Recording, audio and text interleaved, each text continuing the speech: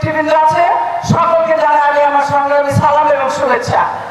আমি প্রথমে শ্রদ্ধার সঙ্গে স্মরণ করছি শহীদ প্রেসিডেন্ট জিয়াউর রহমান সাহেবকে, যিনি কোদাল তুলে নিয়েছিলেন, যিনি খাল খনন করেছিলেন, যিনি এই নলডাঙ্গা গাইবান্ধার মাটিতে মাটি খুঁড়েছিলেন এবং সাধারণ মানুষের ভাগ্য উন্নয়নের জন্য সারা বাংলাদেশ তিনি চলে গিয়েছিলেন।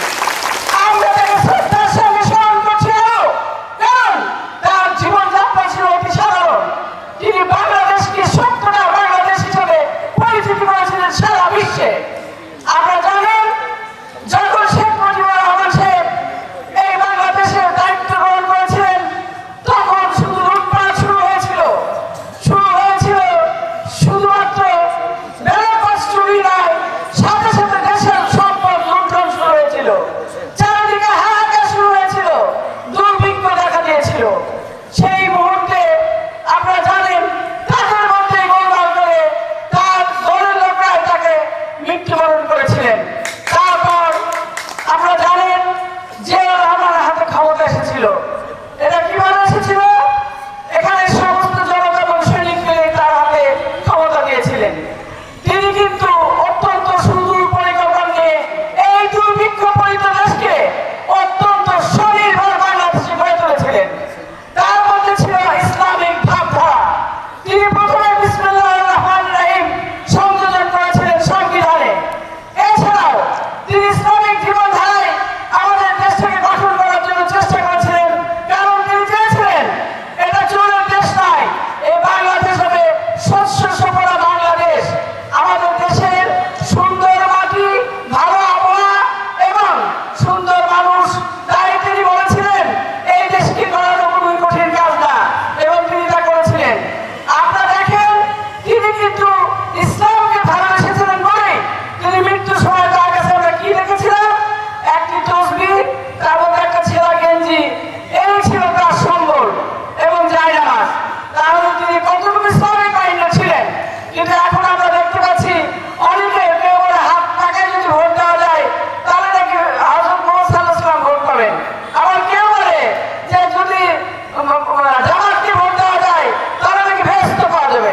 ধর্মের ব্যবসাটা পুরো চলে গেছে দেশে। এদেশে সত্যিকার অর্থে ইসলামকে ভালোবেসেছে জিয়াউর রহমান সাহেব। তাই আমি বলবো, বাংলাদেশ জাতীয়তাবাদী দলের কাছে এই দেশের সার্বভৌমত্ব এবং স্বাধীনতা রক্ষার একমাত্র গ্যারান্টি। তাই আজ বলতে চাই, সারা বাংলাদেশের মানুষ কিন্তু তারেক রহমান সাহেবের নেতৃত্বে আজ ঐক্যবদ্ধ, আর সেই জন্যই সকলে ভয় পাচ্ছে। সেই ভয়ের কারণে তারা দেখতে পাচ্ছে যে হয়তো যদি সত্যটা সুন্দর ভোট হয় এবং এই ভোট যদি মানুষ দিতে পারে, তাহলে অবশ্যই জাতীয়তাবাদী দল ভোটে ক্ষমতায় আসতে পারে। সেই কারণে নানা রকম ষড়যন্ত্র শুরু হয়েছে। এই ষড়যন্ত্র আমাদেরকে মোকাবেলা করতে হবে। আমরা জানেন, পিআরপি এক ধরনের কথা তুলেছে, যেটা ইন্ডিয়ার এজেন্ট, অর্থাৎ তারা ইন্ডিয়ার সাথে আঘাত করতে যাচ্ছে, আমেরিকার সাথে আঘাত করতে যাচ্ছে। তারা এই কারণে তারা এমন একটা পদ্ধতি দিয়ে এসেছে, যে পদ্ধতিতে আপনি ভোট দিলেন একজনকে, এমপি হবে আরেকজন। এটা কোনো কথা হতে পারে? আমরা তাকে ভোট দিব, আমরা তার কাছে কাজ আদায় করে নিব। তাই আমরা চাই এইসব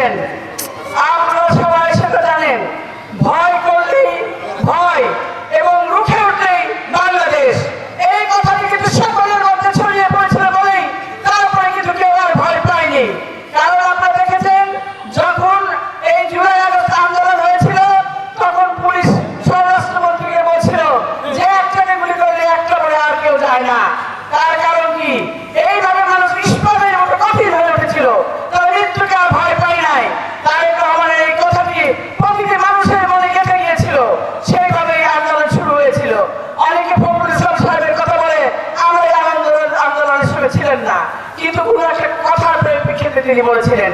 কারণ আপনারা জানেন কোনো কিছু হলেই বিএনপিকে ধরে নিয়ে যায়, মহাসচিব থেকে শুরু করে সমস্ত বড় বড় নেতা ছোট নেতা সবাইকে জেলে পড়ে যায়। তাই তিনি কোনো একটা প্রেক্ষিত হয়তো কথাটা বলেছিলেন, কিন্তু আপনারা জানেন তারেক রহমান নিজেই সাদা দলের সাথে কথা বলেছেন। উনি বলেছিলেন ছাত্রদের এই আন্দোলন সঠিক, এটাতে আপনারা সহযোগিতা করেন এবং আমাদেরকে ঝাঁপিয়ে পড়তে বলেছিলেন। তাই সকল ছাত্র জনতা অতি সূক্ষ্মভাবে এই আন্দোলনের সাথে ঝাঁপিয়ে পড়ে এই আন্দোলনকে সাকসেসফুল করা হয়েছিল এবং যেখানে আমাদের বিএনপি প্রচুর লোক মারা গেছে আপনারা জানেন। এবং এখানে রংপুরে আপনারা জানেন আবু সাইদ যে মুখ থেকে গুলি গ্রহণ করেছিল, সেই আবু সাইদের কথা আপনারা জানেন এবং তার মতো প্রচুর আমাদের ছাত্র জনতা এভাবে গুলি খেয়েছে এবং মারা গেছে। তাদের শহীদের আত্মার আমি মাগফিরাত কামনা করছি। সেই সাথে সাথে আমি বলতে চাই আজকে আমাদের ঐক্যবদ্ধ থাকতে হবে। ষড়যন্ত্রের পর ষড়যন্ত্র চলছে, মানুষ ক্ষমতালোভী হয়ে গেছে। আমরা ক্ষমতালোভী হতে চাই না, আমরা চাই যাকে আমাদের নমিনেশন দিলে আমরা সকলে তার হয়ে কাজ করবো। কারণ আমরা চাই দেশের শান্তি। এই শান্তির জন্য আমাদের যারা উদ্যোক্তা কর্মকর্তা আছে, যারা আমাদের নেতা, তারা যে সিদ্ধান্ত নেবে সেই সিদ্ধান্তে আমরা স্বাগত জানিয়ে সকলে মিলে আমরা কাজ করবো। আমরা বিএনপির হাতকে শক্তিশালী করবো, সমবায় দলও তাই করবে। কারণ সমবায় কিন্তু এমন একটা জায়গা যে জায়গায় কাজ করতে পারে আমরা নিজেদের ভাগ্য উন্নয়ন করতে পারবো।